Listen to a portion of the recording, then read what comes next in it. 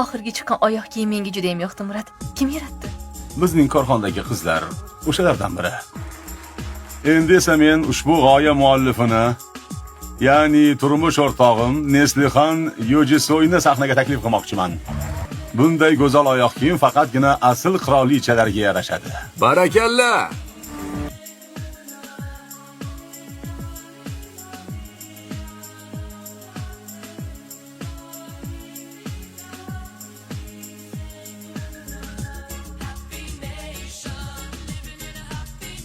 Nimayam derdim. Men dunyodagi eng baxtli ayolman.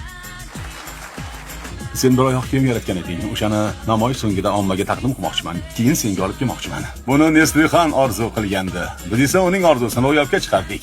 O'zing o'ylab ko'r. Axir birinchi marta birgalikda ish qilyapmiz. Men yaratgan Bunday oyoq kiyimlar faqat asl qirolichalargagina yarashadi.